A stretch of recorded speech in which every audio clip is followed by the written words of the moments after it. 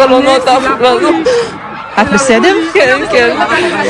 כמו בבניין הזה, בבניין הצמוד. שמעת את זה? ממש. साथियों, आप सब कैसे हो? उम्मीद करती हूँ आप जहां भी होंगे खैरो आफियत से होंगे। आज हम बहुत ही अहम टॉपिक पर बात करने जा रहे हैं और इससे पहले भी कई बार मुख्तसर बताया है। आज विस्तार से जानते हैं कि किस तरह से हिजाज को मुसलमानों से छीनने और उस पर कब्जा करने की साजिश की जा रही है। उससे पहले जानते हैं कुछ खास खबरें जो इसी टॉपिक से संबंधित है, तो बने रहे हमारे साथ आखिर तक। आप देख रहे हैं SD24, मैं हुमैरा कुरैशी।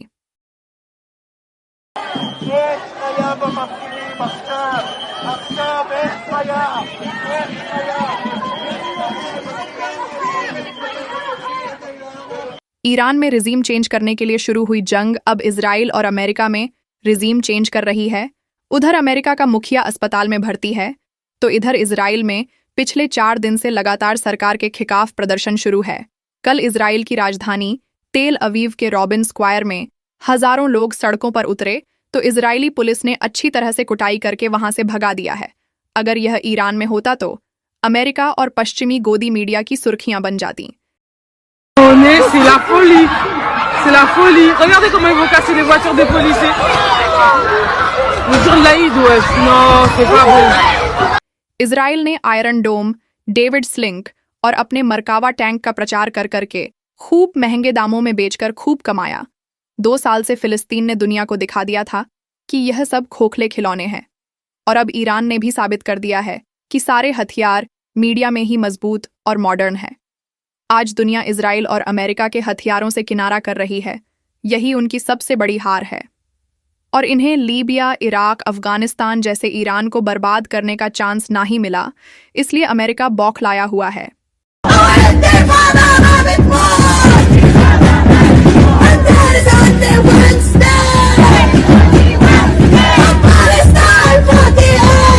साथियों, SD24 न्यूज को 23 मार्च से मिलने वाला फाइनेंशियल सपोर्ट और यूट्यूब के सभी सोर्सेज से जमा इमदाद हालात को देखते 5 अप्रैल को UNRWA में जमा की जाएगी। नवी हसन, मोहम्मद वाजिद अली, सैयद नसीरुद्दीन कादरी साहब और हमेशा सपोर्ट करने वाले मोहतरमा काशिफा बेगम अंबिया खान, सलाह अहमद मजुमदार, मोहतरमा शकीला बानू और रॉयल फोटो इमेजेस समेत उन सभी मान्यवरों का शुक्रिया जिन्होंने छोटे बड़े अमाउंट से सपोर्ट किया और हमेशा करते आए हैं, और उम्मीद है हमें सपोर्ट करते रहेंगे। कल से एक खबर सुर्खियां बटोर रही है। इसको सबसे पहले सौमित्रा रॉय ने लिखा और पुष्पराज यादव ने शेयर किया। फिर क्या था, सारे मियाँ भी इसे भर भर के शेयर करने लगे और हर शेयर में अरब मुल्कों को एक गाली रही। किसी ने भी यह जानने की कोशिश नहीं की कि यह खबर सही भी है या नहीं।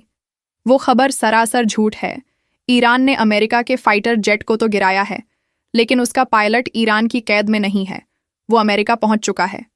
यह खबर ईरान से हमदर्दी के लिए ना ही बल्कि अरब से नफरत बढ़ाने के लिए फैलाई जा रही है। हकीकत तो यह है कि दुनिया का कोई भी मुल्क फिलहाल फिलिस्तीन के लिए कुछ नहीं कर सकता। जहां एक तरफ अमेरिका जैसे बड़े बड़े मुल्क इजराइल के इशारों पर मुजरा करते नजर आते हैं, वहीं छोटे से कतर ने ऐसा कदम उठाया जिससे दुनिया हैरान है। किसी ने सोचा भी नहीं होगा कि कतर इतना बड़ा फैसला लेगा। कतर ने अपने एयरवेज के मैप से इजराइल को पूरी तरह से रिमूव कर दिया है। अब कतर से इजराइल जाने वाला जहाज फिलिस्तीन के नाम से उड़ेगा, और इजराइल से कतर आना होगा तो फिलिस्तीन यानी पैलेस्टाइन टेरिटरीज टू इजराइल दिखाएगा। ट्रंप ने इजराइल के फ्यूचर को महफूज करने के लिए ईरान से जंग कर अपने और इजराइल के जवाल में आखिरी कील ठोक दिया है। अरब मुल्कों ने पिछले 4 हफ्तों में ईरान के उन पर हमले को गजा में हुए जेनोसाइड की वजह से चुपचाप बर्दाश्त किया, जो उनकी मसलहतन दूरंदेशी थी और ज़रूरी भी था। आज जो अमेरिका, इजराइल और ईरान के बीच जंग चल रही है, वो इस्लामी दुनिया के लिए बहुत मायने रखती है। इस जंग में 90% झूठ परोसा जा रहा है। ज़ायोनिस्ट ताकतें जब हारती हैं तो साजिशों का सहारा लेती है। ईरान के सभी लीडरों की तरफ से समझौते के लिए राजी होना और उन्हें एक एक कार के मार देना, यह ईरान की तबाही की निशानी नहीं है, बल्कि हिजाज यानी आज के सऊदी अरब पर कब्जा करने की साजिश की शुरुआत है। इसे जानने के लिए हमें थोड़ा इतिहास में झांक कर देखना पड़ेगा, क्योंकि बदकिस्मती से मुसलमान कौम कभी इतिहास याद नहीं रखती। What I think I found particularly disturbing was that a bomb would drop maybe on a crowded, tented area, and then the drones would.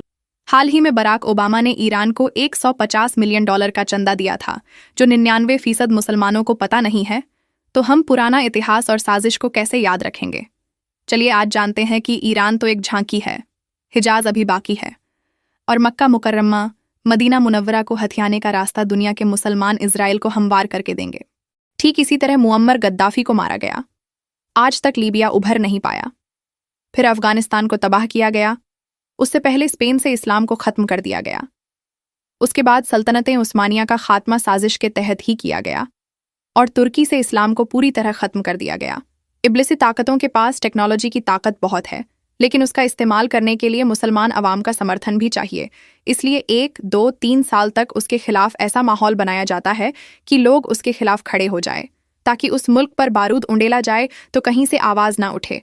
पिछले 3 साल से हिजाज यानी सऊदी अरब के खिलाफ ऐसा ही माहौल फिलिस्तीन पर बारूद उंडेलकर बनाया जा रहा था, लेकिन दुनिया की ज्यादा आबादी अरब के खिलाफ खड़ी ना हो सकी।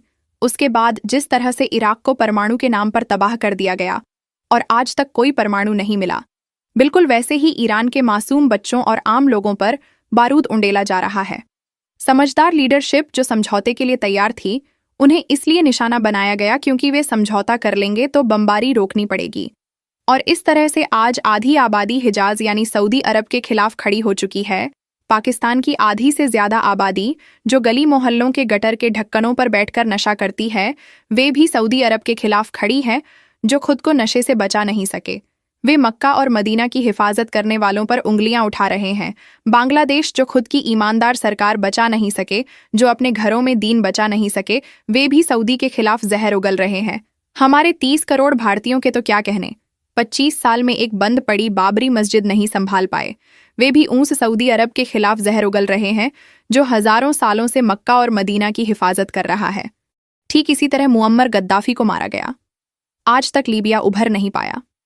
फिर अफगानिस्तान को तबाह किया गया, उससे पहले स्पेन से इस्लाम को खत्म कर दिया गया। उसके बाद सल्तनतें उस्मानिया का खात्मा साजिश के तहत ही किया गया और तुर्की से इस्लाम को पूरी तरह खत्म कर दिया गया।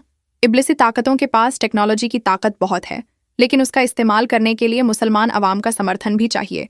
इसलिए 1, 2, 3 साल तक उसके खिलाफ ऐसा माहौल बनाया जाता है कि लोग उसके खिलाफ खड़े हो जाए, ताकि उस मुल्क पर बारूद उंडेला जाए तो कहीं से आवाज ना उठे। पिछले 3 साल से हिजाज यानी सऊदी अरब के खिलाफ ऐसा ही माहौल फिलिस्तीन पर बारूद उंडेलकर बनाया जा रहा था, लेकिन दुनिया की ज्यादा आबादी अरब के खिलाफ खड़ी ना हो सकी। उसके बाद जिस तरह से इराक को परमाणु के नाम पर तबाह कर दिया गया और आज तक कोई परमाणु नहीं मिला, बिल्कुल वैसे ही ईरान के मासूम बच्चों और आम लोगों पर बारूद उंडेला जा रहा है। समझदार लीडरशिप जो समझौते के लिए तैयार थी, उन्हें इसलिए निशाना बनाया गया क्योंकि वे समझौता कर लेंगे तो बमबारी रोकनी पड़ेगी। और इस तरह से आज आधी आबादी हिजाज यानी सऊदी अरब के खिलाफ खड़ी हो चुकी है। पाकिस्तान की आधी से ज्यादा आबादी जो गली मोहल्लों के गटर के ढक्कनों पर बैठकर नशा करती है, वे भी सऊदी अरब के खिलाफ खड़ी है, जो खुद को नशे से बचा नहीं सके। वे मक्का और मदीना की हिफाजत करने वालों पर उंगलियां उठा रहे हैं। बांग्लादेश जो खुद की ईमानदार सरकार बचा नहीं सके, जो अपने घरों में दीन बचा नहीं सके, वे भी सऊदी के खिलाफ जहर उगल रहे हैं। हमारे 30 करोड़ भारतीयों के तो क्या कहने, 25 साल में एक बंद पड़ी बाबरी मस्जिद नहीं संभाल पाए, वे भी ऊंस सऊदी अरब के खिलाफ जहर उगल रहे हैं, जो हजारों सालों से मक्का और मदीना की हिफाजत कर रहा है। आपको यह जानकारी कैसी लगी कमेंट करके जरूर बताएं। अगर आपको लगता है कि हम सही और सटीक जानकारी आप तक पहुंचाते हैं, तो चैनल को आगे बढ़ाने में मदद कीजिए। मिलते हैं अगले वीडियो में, तब तक के लिए फी अमनिल्लाह। आप देख रहे हैं सोशल डेमोक्रेटिक न्यूज़ SD24।